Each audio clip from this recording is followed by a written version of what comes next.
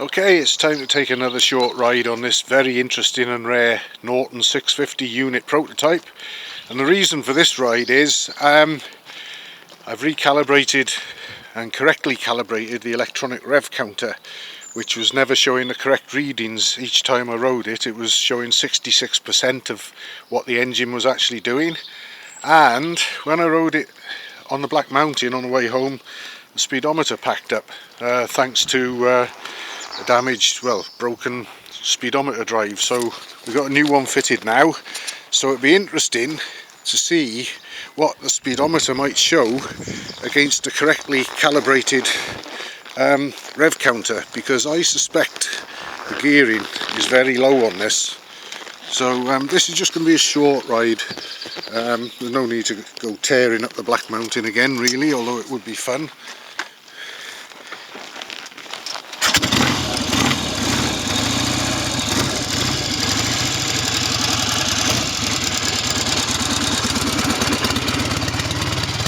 Let's see what the clocks have to say for themselves. Oh, okay.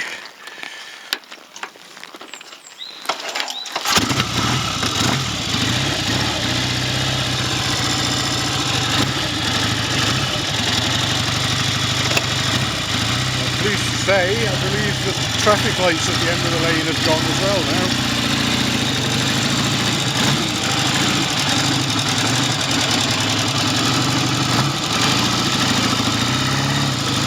So we're going to go up into another weather system up in Sansarin there, with all that black.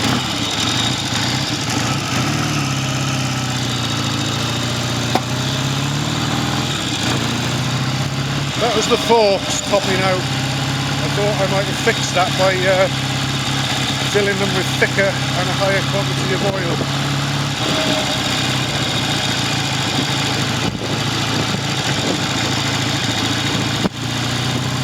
In spite of that, the forks operate smoothly.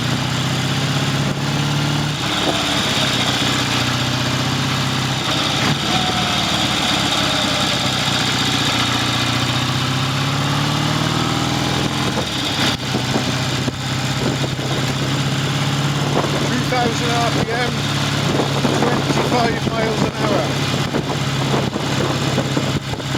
So at 4,000 RPM we should be doing 50 miles an hour.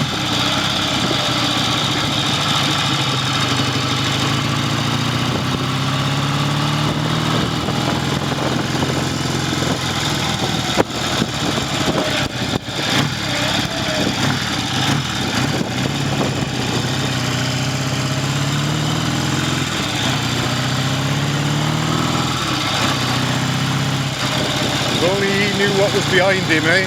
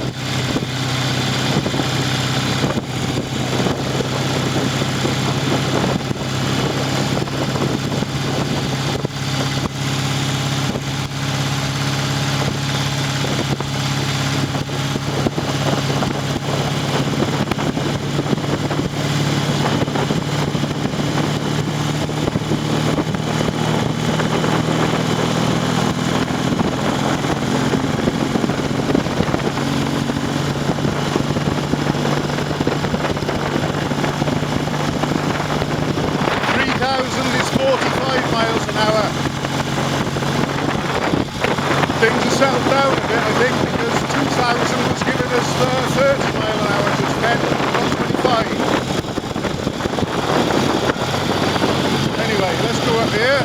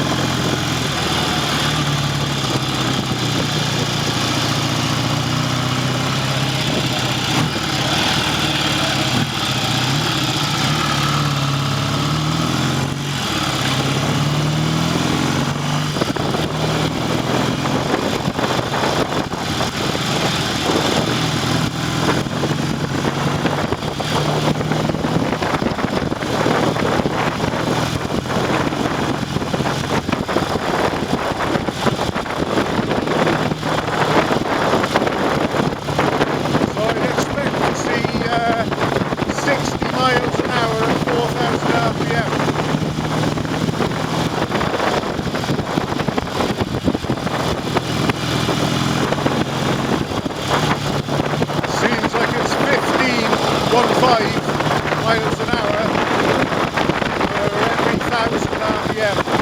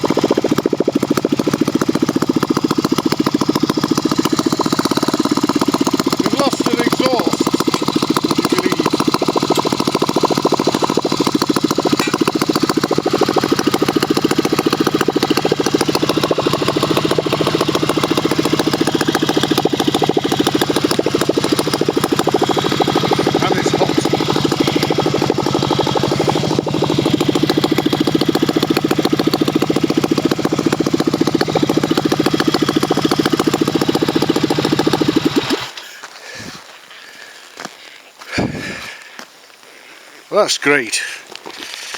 Now,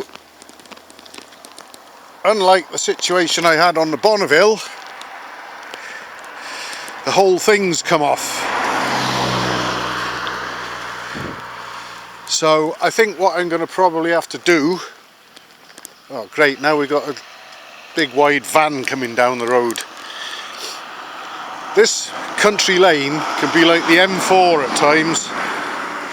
Whatever I do next, I'm going to have to let that exhaust cool down because I can't carry it like that. Also, there's a bit of oiliness there. I was pressing on a bit harder than I did on the Black Mountain. I think we got up to about 65, nearly 70 at one point. It certainly does 60 at 4,000 RPM. I found that out. I got to try and figure out how I'm going to do this now. It might be best if I hide the exhaust pipe, ride this home and come out on the scrambles cub and pick the exhaust up. I think that might be an idea. So what I'm going to do, put my gloves back on because that exhaust pipe is red hot, and try and put it somewhere where no one will find it for a start off. What I need is a nice hole in the hedge, somewhere near this big tree as a marker point.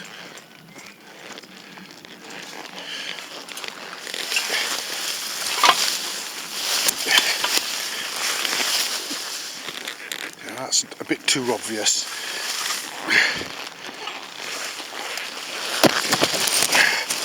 Right, that'll do. It's in that hole there. Right, I'll start up, we'll make a racket going home. Might even go home the main roadway actually. And I'll come back on the scrambles cub and get that.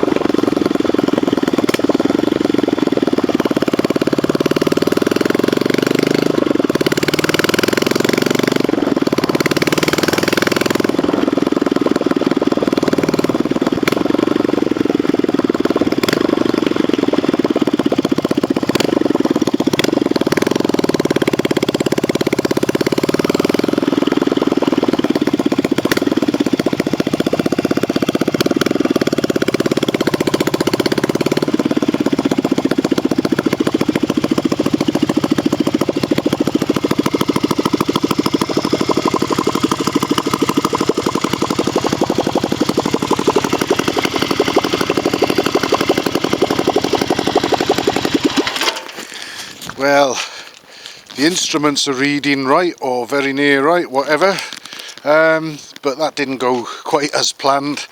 I'd better grab my scrambles cub and go back and grab that exhaust. I think I didn't want to risk carrying it on this one because I might have to sit on the thing, give it a bit of time to cool down, and also I didn't want to end up perhaps scratching the lovely paintwork or whatever. So I'm going to put this away for now, grab the scrambles cub replica and go and see if I can, and a couple of bungee bands of course, and see if I can rescue that exhaust pipe and silencer. All fun and games, isn't it? All fun and games.